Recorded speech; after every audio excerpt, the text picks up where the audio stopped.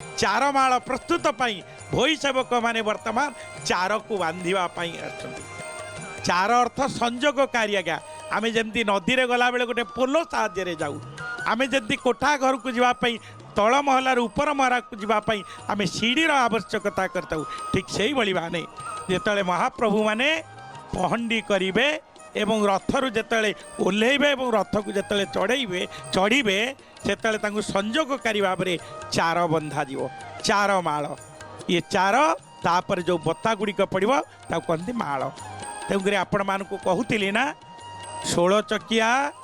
प्रभु होती नंदी घोष रथरे विराजमान कर प्रभु जगतर नाथ जगन्नाथ तांकर जो चार लगे ये जो देखिए यार माप आज्ञा अच्छी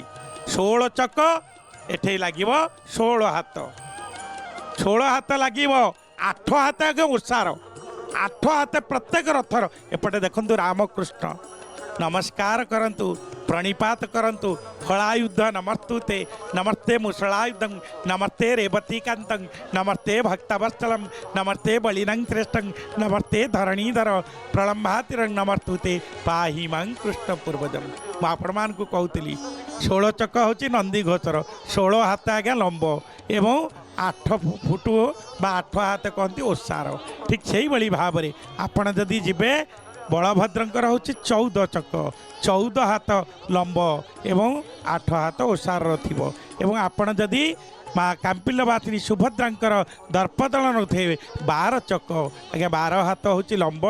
एवं 8 हाथ हूँ ओसार ताले ओसारटा समर्थक पाखे सामान किंतु चक अनुसार लंब रही आज्ञा ये हूँ चार माल बर्तमान ये चार माल आमको सूचई देलाड़ी जे ये लगी सारिबा परे श्रीजीव मानकर पहंडी कार्य अनुष्ठित हम आम देखा आसवे मुदिरस्थ आज आज्ञा मुदिरस्थ मुद्राकारी प्रभु को पुष्पांजलि देवा परे डोरी बंधा हो जो बंधा आसती प्रभु जहाँ को कहती आम देखा जे संसार जाक को बांधिला बेला तांकु आज ये जो बंधन करा रुंधा आई बंधा कहले आज्ञा भूल हम रुंधा जो होती खोला जीव एवं आसवे कहे नाई नाई देखिए समस्ते पलैबे प्रभु टिके रे एवं जिते प्रभु आसवे हंसपटा उपर को से देखिए माँ सांताणी आसवे चाणी मंडपटे चाहिए चारि चक्षु मिलन हम दुई दुई भितर आदान प्रदान हे जड़े जन को आखि देखा आउ जड़े संकोच कर ओडिया घर परंपरा देखते आम भितर जिते स्वामी स्त्री भितर झगड़ा लगी सी आमको खाइबा को देला बेले तो बापा को कहीदे आसिक खाइब ए तो माँ को कहीदे कौन आसब ताले से कथा पिटापिटी न हुई कथा न कही आम परस्पर आदान प्रदान हो पिला मानक भितर तेणुक आज ये जगतर स्रष्टा जगत कर्ता महामहिम बलियार भुज आज देखंतु आमको यही वार्ता दौरान यही शिक्षा दौरान कौन से शिक्षा आज्ञा आपण जानी ना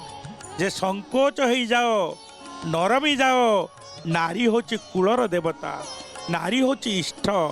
नारी होची सबुठारु श्रेष्ठ कारण नारी जाति होची वंदनिया पूजनिया प्रथमे से होची कन्या पुणी होची भगिनी तापर होची जाया तापर होची जननी ताले भाविले गोटे नारीर केते रूप रही ए रूप को आपण केबे कल्पना करि परिबे ना श्रीमंदिर को श्रीवत्स खंडशाल को रत्नवेदी को ये बाहुड़ार पर्व किंतु आउ बाहुड़ा बोली धरा जीवनी याकू विजय बोली धरा जीव जार ना आज नीलाद्री विजय संध्या धूप सरी चार माल बंधा परे आमको निश्चित भाव रे अनुभव हेलाणी जे बोधे आउ अल्प समय प्रतीक्षा बाजिब विजय काहाली मुदिरस्थ आसवे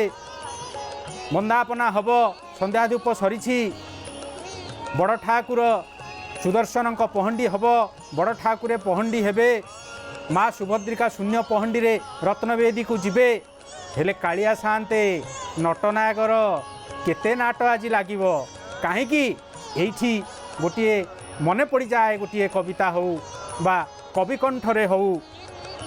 घोष जात्रा लीला तोर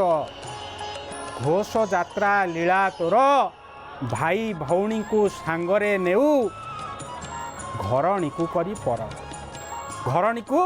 ପର କରିଛୁ, ଭାଇ ଭଉଣୀଙ୍କୁ ସାଙ୍ଗରେ ନେଉ ଘରଣୀକୁ କରି ପର। ଯେଉଁ ଘରଣୀକୁ ଆଜି ପର କରିଛୁ ପୁଣି ଆଜି ତାକୁ ନିଜର କରିବୁ କେମିତି? କାଳିଆ ସାନ୍ତେ ସେଥିପାଇଁ ରସଗୋଲକ ପ୍ରସ୍ତୁତ ହୋଇ ରହିଛନ୍ତି। ସେଇ ରସଗୋଲକରେ ଆଜି କେମିତି କଳାହାଟ ଦ୍ୱାର ପାଖରେ, ସିଂହଦ୍ୱାର ଗୁମୁଟ ପାଖରେ କେମିତି ବଚନିକା ହେବ? ମହାପ୍ରଭୁ ଆପଣ କେମିତି ବୁଝେଇବେ ମହାଲକ୍ଷ୍ମୀଙ୍କୁ ସାଙ୍ଗରେ ନେଇନାହାନ୍ତି ବୋଲି? ଆମେ ତାକୁ ମଧ୍ୟ ସନ୍ଦର୍ଶନ କରିବୁ, ଆମେ ମଧ୍ୟ ତାକୁ ଟିକେ ଶ୍ରବଣ କରିବୁ। ଆପଣଙ୍କର ଦିବ୍ୟ କଥାକୁ ଯେତେବେଳେ ଆମେମାନେ ଭକ୍ତମାନଙ୍କ ଆଗରେ, ଶ୍ରଦ୍ଧାଳୁମାନଙ୍କ ଆଗରେ, ଦର୍ଶକମାନଙ୍କ ଆଗରେ ପରିବେଷଣ କରୁନା, ଆମକୁ ଲାଗେ ଯେ ମହାପ୍ରଭୁଙ୍କ କଥା ଆମେ କହିବାକୁ କିଏ? ସିଏ ପ୍ରଚ୍ଛଦ ପଟରେ ରହି ତାଙ୍କ କଥାକୁ ଆମ ଏ ଅକିଞ୍ଚନ ଏ ଅଧମ ମାଧ୍ୟମରେ କୁହାଉଛନ୍ତି ଆଉ ଆପଣମାନେ ଶ୍ରବଣ କରୁଛନ୍ତି।